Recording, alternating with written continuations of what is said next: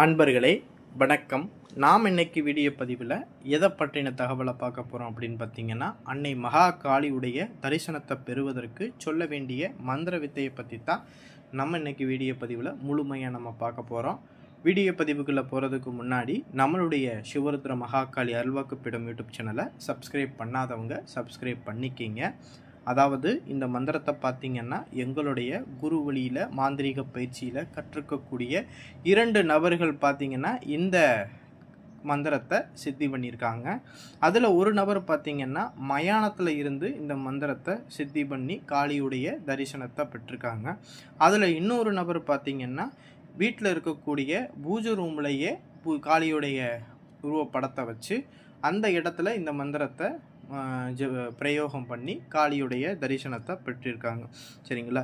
இந்த 2 நபர்களுமே உடைய பூஜை முறை ஒரே பூஜை முறை தான், ஒரே மந்திரம் தான். ஆனால் அவருக்கு காளியுடைய தரிசனம் மட்டும்தான் வேறு வேறு மாதிரி கிடைத்தது. சரிங்களா?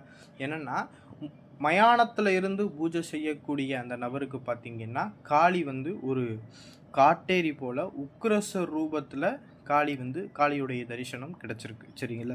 இதில் பார்த்திங்கன்னா வீட்டில் பூஜை ரூமில் இருந்து காளியை மந்திரத்தை பிரயோகம் பண்ணி காளியுடைய தரிசனத்தை பெறுவதற்காக பூஜை செஞ்ச நபருக்கு பார்த்திங்கன்னா அன்னை அவர் காளி ஃபோட்டோவுக்கு முன்னாடி ஒரு விளக்கு ஒன்று ஏற்றி வச்சுட்டு பூஜை பண்ணியிருப்பார்.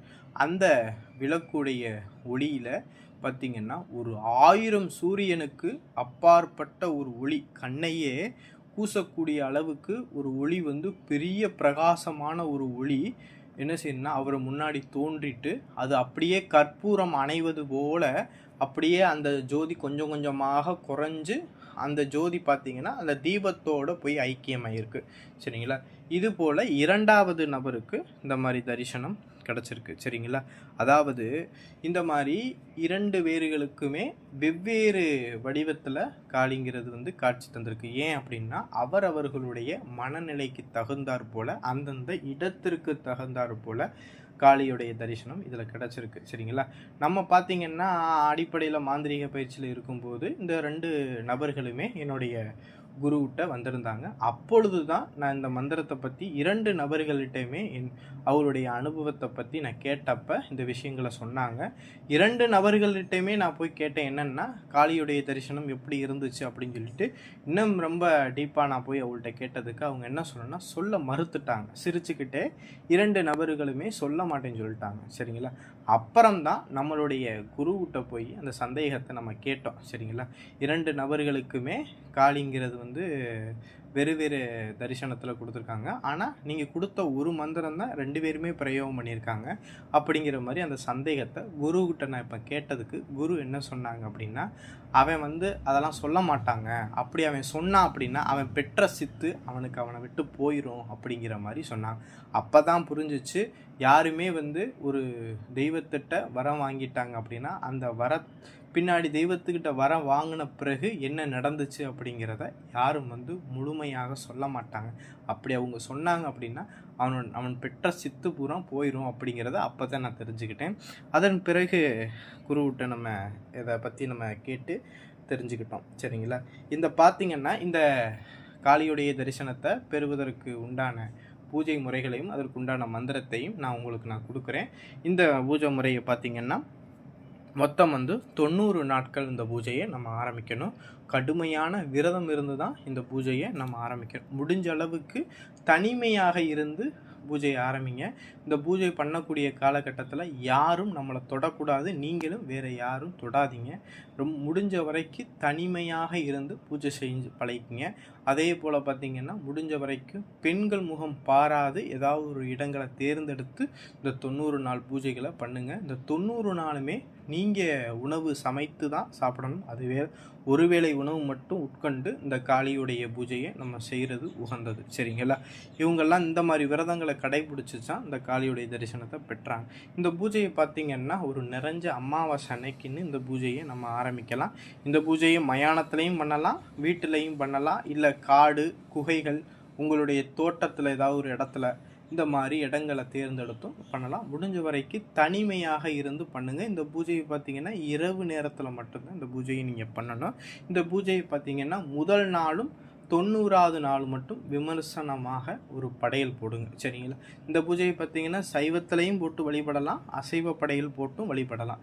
சைவத்தில் போட்டு வழிபடுறவங்க பார்த்தீங்கன்னா இந்த சாதங்கள் இருக்குது பாருங்கள், லெமன் சாதம், புளி சாதம், தயிர் சாதம், இந்த மாதிரி சாதங்கள், இனிப்பு பதார்த்தங்கள், சரிங்களா, பால், கற்கண்டு, பேரிச்சம்பழம், இந்த மாதிரி விஷயங்கள் வச்சு கும்பிடுங்க. அசைவத்தில் கும்பிடணும் அப்படின்னா புழுங்கரிசி சாதம் வச்சு சுட்ட ஈரல், கல், சரிங்களா, கோழி குழம்பு, கருவாடு, இந்த மாதிரி விஷயங்கள்லாம் வச்சு வணங்குங்க. சரிங்களா? இந்த பூஜை முறையை பார்த்தீங்கன்னா எந்திரங்கள் அப்படிலாம் கிடையவே கிடையாது. உங்கள் வீட்டில் பூஜை ரூமில் வச்சு வணங்குனீங்க அப்படின்னா ஒரு காளியுடைய உருவமோ இல்லை ஏதாவது ஒரு ஃபோட்டோ படமோ வச்சு அந்த காளியுடைய ஃபோட்டோக்கு செவ்வரளி பூ மாலை சாத்தி அதன் பக்கத்தில் ஒரு மண் அகல் விளக்கில் சுத்தமான பசு நெய் ஊற்றி தீபம் போட்டு இந்த பூஜையை நீங்கள் ஆரம்பிங்க. மயானத்தில் நீங்கள் பூஜை செய்கிற மாதிரி இருந்துச்சு அப்படின்னா மயானத்துடைய சாம்பலில் காளியுடைய ஒரு உருவம் போல் நீங்கள் அதில் செஞ்சு அதற்கு நீங்கள் செவ்வரளிப்பு மாலை சாத்தி அதற்கு முன்னாடி படையல் போட்டு இந்த பூஜை முறையை ஆரம்பிங்க. சரிங்களா? இந்த பூஜையை பார்த்தீங்கன்னா மொத்தம் 90 நாட்கள் பண்ணணும். ரொம்பவும் பயபக்தியோடு கடுமையாக இருந்து இந்த பூஜையை நம்ம பண்ணணும். சரிங்களா? இந்த பூஜையை நீங்கள் பண்ண என்ன மாதிரி அறிகுறிகள்லாம் வரும் அப்படின்னா உடம்புல நடுங்க ஆரம்பிக்கும். சரிங்களா? ஏன்னா காளி நெருங்க காளியுடைய தரிசனம் கிடைக்க உடம்பு நம்மளுக்கு நடுக்கம் கொடுக்கும். அதே போல் நம்மளால் அந்த இடத்துல உட்கார விட முடியாது. அந்த அளவுக்கு அதிபயங்கர ஒரு சக்தி நம்மளை இழுப்பது போல் தெரியும். சரிங்களா? அதை நினச்சி யாரும் பயப்படக்கூடாது. காளியோடைய பூஜையில் பார்த்திங்கன்னா அமானுஷ்யமான விஷயங்கள்லாம் நிறைய நடக்கும். அதை கண்டு நம்ம பயப்படக்கூடாது. காளி பூஜை செய்கிறதுக்கு தகுதிகள் என்ன அப்படின்னு பார்த்திங்கன்னா மனோதைரியம் முக்கியம். அதே போல் ஒரு தன்னம்பிக்கையும் விடாமுயற்சியும் முக்கியம். சரிங்களா? எந்த ஒரு சூழ்நிலையை கண்டும் காளியோடைய பூஜையை பாதியில் விட்டுறக்கூடாது. சரிங்களா? அப்படி பாதியில் விட்டீங்க அப்படின்னா அடுத்து நீங்கள் திருப்பி எக்காரணத்தை கொண்டு பூஜை செய்தாலும் காளி வராது. சரிங்களா? அதனால் 90 நாள் கடுமையாக பூஜை செய்ய முடியும் அப்படிங்கிற அந்த நம்பிக்கை உங்களுக்குள்ளே இருந்தால் மட்டும் இந்த பூஜையை ஆரம்பிக்கணும். எக்காரணத்தை கொண்டு எந்த ஒரு சூழ்நிலையும் இந்த பூஜையை நம்ம பாதியில் விட்டுறக்கூடாது. பாதியில் விட்டாச்சு அப்படின்னா நம்மளுக்கு என்ன செய்யணும், திருப்பி நீங்கள் காளி அழைச்சா அவ்வளோ சீக்கிரம் வரவே வராது. சரிங்களா? அதனால் இந்த பூஜை முறைகளை பயன்படுத்திங்க. அதே போல் இந்த காளி தரிசனத்தை பெறுவதற்கு உண்டான இந்த மந்திரத்தை நம்ம பார்த்தீங்கன்னா ஸ்க்ரீன்லேயே கொடுக்குறேன். இதில் எந்த விதமான ஒளிவு மறைவுமே இல்லை. சரிங்களா? உங்களுக்கு வெளிப்படையாகவே இந்த விஷயத்தை நான் உங்களுக்கு சொல்லி கொடுக்குறேன். இந்த மந்திரத்தை பார்த்தீங்கன்னா என்னுடைய குரு எனக்கு உபதேசித்த மந்திரம். சரிங்களா? நம்ம பார்த்தீங்கன்னா நம்மளுக்கு இயற்கையாகவே காளியோடைய அருள் கிடச்சி இயற்கையாகவே காளி நம்மளுக்கு வசமானதுனால நம்ம இந்த பயிற்சிகளை நம்ம எடுக்க கிடையாது. ஏன்னா நம்மளுக்கு இயற்கையாகவே காளி நம்ம கூட இருந்து நம்மளுக்கு சிறு வயதில் இருந்தே எனக்கு என் கூட இருந்து எல்லா விஷயத்துலையும் இது பண்ணனால எனக்கு சித்தி ஆனதுனால நான் காளி சித்தை நான் எடுக்கலை. ஏன்னா ஏற்கனவே எனக்கு சித்தியாகி இருந்திருக்காங்க. அதனால் நான் அந்த காளியோடைய சித்தை எடுக்கலை. இந்த மந்திரத்தை பார்த்திங்கன்னா எனக்கு எங்களுடைய குருநாதர் எனக்கு கொடுத்த மந்திரம். இதை நான் பார்த்திங்கன்னா காளி மேலே ஆர்வம் இருக்கக்கூடியவங்க, காளியை தரிசனம் பண்ணணும் எண்ணம் இருக்கக்கூடியவங்க, மாந்திரிக விஷயங்களை கற்றுக்கிறணும்னு ஆசை உள்ளவங்களும் இந்த மந்திரத்தை தாராளமாக பயன்படுத்தலாம். இதில் எந்த விதமான ஒளிவு மறைவுமே இல்லை. இதை அனைவருமே எடுத்து பயன்பெறுங்க. நன்றி, வணக்கம்.